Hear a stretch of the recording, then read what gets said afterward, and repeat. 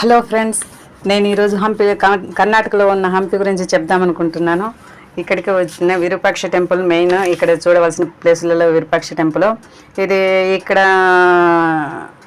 ఎన్నో విగ్రహాలను ఇక్కడ పడగొట్టారు. అందులో మాత్రము డ్యామేజ్ లేని విగ్రహం విరూపాక్ష టెంపుల్లో ఉంది. అందుకోసం ఇక్కడ పూజలు ఎక్కువగా చేస్తున్నారు.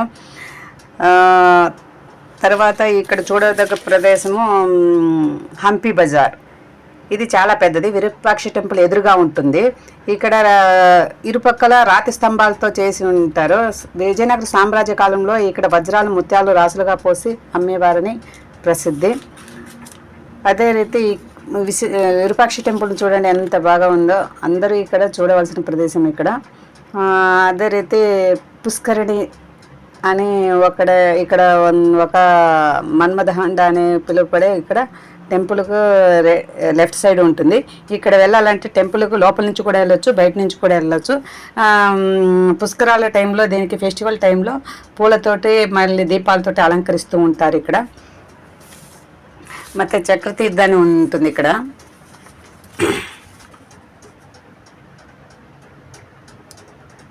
ఇక్కడ చూడండి, చక్రతీర్థానికి లోపల వెళ్తున్నాను నేను. ఇప్పుడు చక్రతీర్థంలో తుంగభద్ర నది ఒడ్డుకి వెళ్తున్నాను.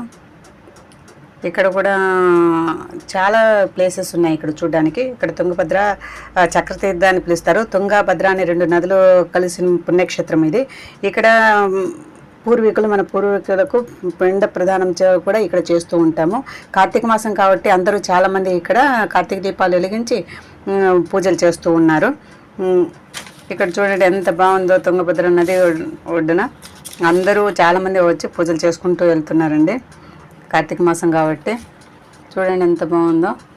ఇక్కడ నేను కూడా పూజ చేసి కార్తీక దీపాలని వదిలిన తర్వాత తుంగభద్ర నదిలో స్నానం చేయలేదు, కానీ నీళ్ళని చల్లుకొని పూజ చేసి అక్కడ బయటకు వస్తున్నాము.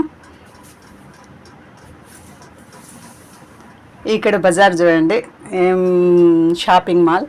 అండ్ హంపిలో అన్ని రకాల వస్తువులు దొరుకుతాయి ఇక్కడ. ఫారినర్స్ ఎక్కువగా ఇక్కడ వస్తూ ఉంటారు కాబట్టి వాళ్ళకి సంబంధపెట్టిన క్యాప్లు కానివ్వండి, స్పెట్స్ కానివ్వండి అన్నీ దొరుకుతాయి ఇక్కడ. బ్యాగ్స్ మాత్రం చాలా బాగున్నాయి. నేను ఒక క్యాప్ తీసుకున్నాను చూడండి అక్కడ. బాగుందా?